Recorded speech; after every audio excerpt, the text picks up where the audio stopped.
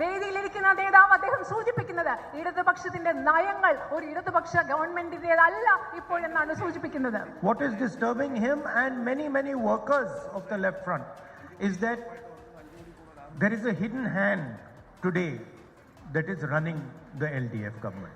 ഈ വേദിയിലിരിക്കുന്ന അദ്ദേഹത്തെ പോലെയും അതുപോലെ ഇടതുപക്ഷ ജനാധിപത്യ മുന്നണിയുടെ പല പ്രവർത്തകരെയും അസ്വസ്ഥമാക്കുന്നത് ഇന്ന് ഇടതുപക്ഷത്തെ മുന്നോട്ട് നയിക്കുന്ന ഒരു അദൃശ്യമായ കരം, ഒരു ഹിഡൻ ആയിട്ടുള്ള കരം കൈയുണ്ടെന്നുള്ള വസ്തുതയാണ്. The hidden hand is communal. It does not accept the Constitution of India. It divides the people of India. It attacks the people of India, humiliates the people of India. ഇടതുപക്ഷത്തെ ഇന്ന് മുൻപോട്ട് നയിക്കുന്ന അദൃശ്യകരം എന്ന് പറയുന്നത് അത് വർഗീയതയുടെ അദൃശ്യകരമാണ്. ഈ രാജ്യത്തെ വിഭജിക്കുന്ന, ഈ രാജ്യത്തെ ജനങ്ങളെ ആക്രമിക്കുന്ന, ഈ രാജ്യത്ത് വിദ്വേഷം പരത്തുന്ന അദൃശ്യകരമാണ് ഇന്ന് LDF-നെ മുൻപോട്ട് നയിക്കുന്നത്. And everybody in Kerala can see that there is a relationship now between the BJP, RSS and the left front, CPM. കേരളത്തിലുള്ള മുഴുവൻ ജനങ്ങൾക്കും മനസ്സിലാക്കാൻ സാധിക്കും ഇന്ന് കേരളത്തിൽ BJPയും RSSും ഇടതുപക്ഷ ജനാധിപത്യ മുന്നണിയും തമ്മിൽ ഒരു ബന്ധമുണ്ടെന്നുള്ളത് നമുക്ക് മനസ്സിലാക്കാൻ സാധിക്കും. And most leaders in the left front understand this. ഇടതുപക്ഷ ജനാധിപത്യ മുന്നണിയുടെ ഭാഗമായ ഒരുപാട് നേതാക്കൾക്ക് ഈ കാര്യം മനസ്സിലാകുന്നുണ്ട്. There are two types of leaders in the left front.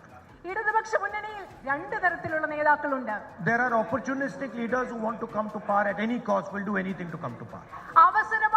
അവസരവാദത്തിന് മുഖ്യമായ പ്രാധാന്യം നൽകിക്കൊണ്ട് എങ്ങനെയും അധികാരത്തിലെത്താൻ ശ്രമിക്കുന്ന ഒരു കൂട്ടം നേതാക്കളുണ്ട്. They don't care whether they are being helped by BJP, RSS, anybody. They don't care. അവർക്ക് യാതൊരു ചിന്തയില്ല. അവർ RSS സഹായിക്കട്ടെ, BJP സഹായിക്കട്ടെ, അതിനെപ്പറ്റി ഒന്നും ആകുലതയില്ലാത്ത ഒരു കൂട്ടം നേതാക്കളുണ്ട്. And then there are leaders who are not opportunistic, who believe in something. There are workers who spend many years working for the ideology, who are feeling betrayed, let down, hurt, upset. അതുപോലെ തന്നെ ഒരുപക്ഷെ നേതാക്കളുണ്ട്, അവർ ആ പ്രത്യയശാസ്ത്രത്തിൽ വിശ്വസിക്കുന്ന ആൾക്കാർ, അവർ അവസരവാദപരമായി ചിന്തിക്കുന്ന ആൾക്കാരല്ല. വർഷങ്ങൾ ആ പ്രസ്ഥാനത്തിന് വേണ്ടി പ്രവർത്തിച്ച, ആ പ്രത്യയശാസ്ത്രത്തിൽ വിശ്വസിച്ച ആളുകൾ ഇന്ന് അവർ ചതിക്കപ്പെട്ട, വഞ്ചിക്കപ്പെട്ട തോന്നലുള്ള പ്രവർത്തകർ ഇന്ന് ഇടതുപക്ഷ മുന്നണിയിലുണ്ട്. And who are very upset at what is happening to their party. അവരുടെ പാർട്ടിക്ക് എന്താണ് സംഭവിക്കുന്നതോട്ട് വളരെ അസ്വസ്ഥമായിരിക്കുന്ന ഒരുപാട് പ്രവർത്തകരും നേതാക്കളും ഇടതുപക്ഷത്തിൽ നിന്നുണ്ട്. I fight the BJP, I fight the RSS. I've got 38 cases on me.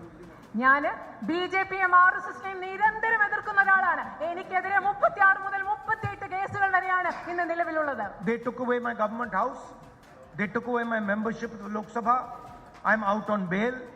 Interrogated me for 55 hours, but I don't back down. അവരെന്റെ ലോക്സഭയിലെ അംഗത്വം റദ്ദാക്കി, എന്റെ ഔദ്യോഗിക വസതി അവർ നീക്കം ചെയ്തു. അവരെന്നെ 55 മണിക്കൂർ നിരന്തരമായിട്ട് ചോദ്യം ചെയ്തു. പക്ഷേ ഞാൻ ഒരിക്കലും BJPക്കെതിരെയുള്ള പോരാട്ടത്തിൽ നിന്ന് പിറകോട്ട് പോവുകയില്ല. ഞാൻ ഇന്ന് ജാമ്യത്തിൽ കൂടെയാണ് ഇവിടെ നിൽക്കുന്നത്. Narendra Modi attacks me and the Congress party every single day. Narendra Modi എന്നെയും കോൺഗ്രസ് പാർട്ടിയെയും ഓരോ ദിവസവും ആക്രമിച്ചുകൊണ്ടാണ് ഇരിക്കുന്നത്. Why does Narendra Modi not attack your chief minister? എന്തുകൊണ്ടാണ് നരേന്ദ്രമോദി നിങ്ങളുടെ മുഖ്യമന്ത്രിയെ ആക്രമിക്കാത്തത്? Why does he not attack his family? Narendra Modi എന്തുകൊണ്ടാണ് നിങ്ങളുടെ മുഖ്യമന്ത്രിയുടെ കുടുംബത്തെ ആക്രമിക്കാത്തത്? Forget that. Narendra Modi in every single speech mentions God, mentions temples, mentions religion. അത് മറന്നുപോയേക്കോ. പക്ഷേ നരേന്ദ്രമോദി എല്ലാ പ്രസംഗത്തിലും അമ്പലങ്ങളെ കുറിച്ച് പറയും, ദൈവത്തെ കുറിച്ച് പറയും, മതത്തെ കുറിച്ച് പറയും. Every second speech of his is how somebody has insulted some god or somebody. എങ്ങനെയാണോ ആരെങ്കിലും അദ്ദേഹത്തിന്റെ മതത്തെ അപമാനിച്ചത്, ഏതെങ്കിലും അമ്പലത്തെ അപമാനിച്ചത് എന്ന് എല്ലാ പ്രസംഗങ്ങളിലും അദ്ദേഹം പറയാറുണ്ട്. And the most valued temple in Kerala, gold is stolen from that temple. കേരളത്തിലെ ഏറ്റവും പ്രാധാന്യമുള്ള ക്ഷേത്രത്തിൽ നിന്നാണ് സ്വർണം കവർന്നിട്ടുള്ളത്. Please understand, gold is stolen from Lord Ayyappa's temple. നിങ്ങൾ മനസ്സിലാക്കുക, സ്വർണം കവർന്നിട്ടുള്ളത് ധർമ്മശാസ്താവിന്റെ അയ്യപ്പന്റെ ക്ഷേത്രത്തിൽ നിന്നാണ് സ്വർണം കവർന്നിട്ടുള്ളത്. It is replaced by brass. Pardon? It is replaced by brass. അതിനുശേഷം ആ സ്വർണം അവിടെ നിന്ന് എടുത്തവർ മാറ്റി സ്ഥാപിച്ചത് ചെമ്പ് കൊണ്ടാണ്. Prime Minister comes to Kerala, does not say a word about it. പക്ഷേ പ്രധാനമന്ത്രി കേരളത്തിൽ വന്നിട്ട് ഇതിനെക്കുറിച്ചൊരു വാക്കുപോലും മിണ്ടുന്നില്ല. He's forgotten God, he's forgotten the temple, he's forgotten religion. അദ്ദേഹം ദൈവത്തെ മറന്നുപോയി, അദ്ദേഹം അമ്പലങ്ങൾ കടന്നുപോയി. Because he wants to help the chief minister and the LDF.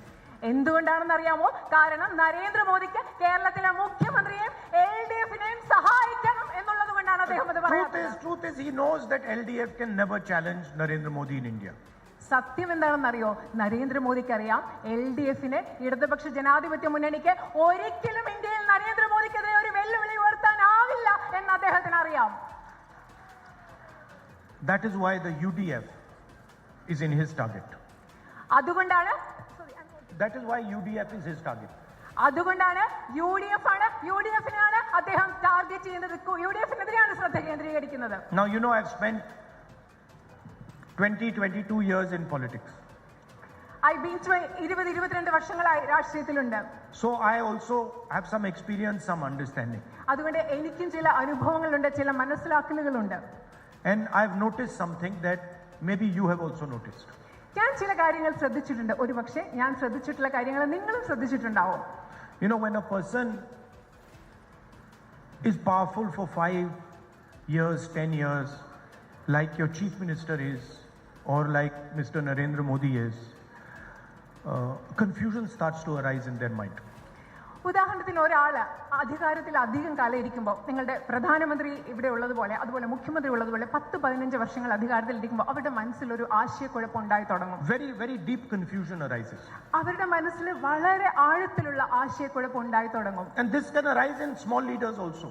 അത് ചെറിയ ചെറിയ നേതാക്കളിലും അത് ഉണ്ടാവാറുണ്ട്. It doesn't matter how senior or junior. It can be a panchayat president, it can be an MLA, it can be chief minister, it can be prime minister. It can arise anywhere. അത് ആ നേതാവ് എത്ര വലിയ നേതാവാണ്, താഴെയുള്ള ആളാണ്, ഒരു panchayat president ആവാം, MLA ആവാം, പ്രധാനമന്ത്രി ആവാം, അവരുടെ മനസ്സിലെല്ലാം ഈ ആശയക്കുഴപ്പം ഉണ്ടായി തുടങ്ങും. See, in a democracy, when you come to power, it is very clear to you that you have come to power because of the people. ഒരു ജനാധിപത്യത്തിൽ നിങ്ങൾ അധികാരത്തിൽ വരുമ്പോൾ അത് വളരെ വ്യക്തമാകണം. നിങ്ങൾ അധികാരത്തിൽ വരുന്നത് ജനങ്ങൾ മൂലമാണ്, നിങ്ങൾ അധികാരത്തിൽ വരുന്നതെന്ന് വ്യക്തമാണ്. And you think that power lies with the people, and the people give me the responsibility to utilize their power.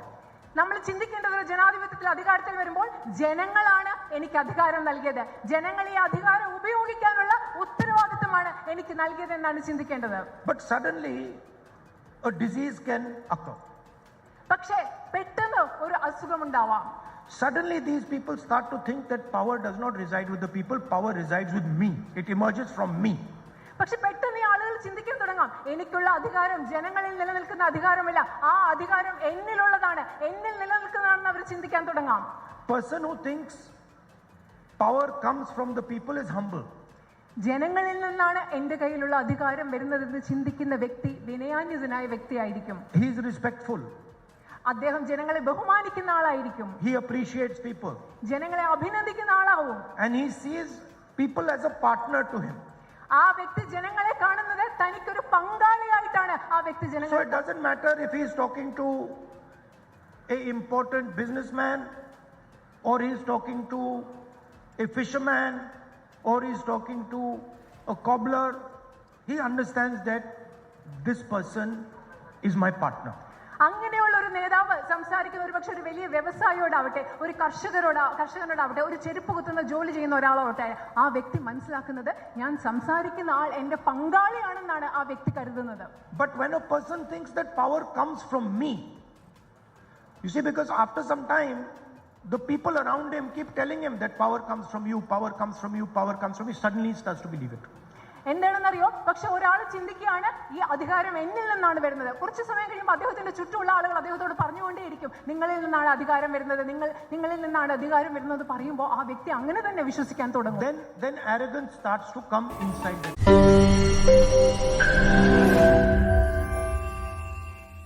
ലോകത്തെവിടെയായാലും ഏത് സമയത്തും 24 വാർത്തകളും ഓഗ്മെന്റഡ് റിയാലിറ്റി പാക്കേജുകളും എക്സ്പ്ലെയിനറുകളും വിശദമായി കാണാൻ ഞങ്ങളുടെ യൂട്യൂബ് ചാനൽ നിങ്ങൾക്ക് സബ്സ്ക്രൈബ് ചെയ്യാം.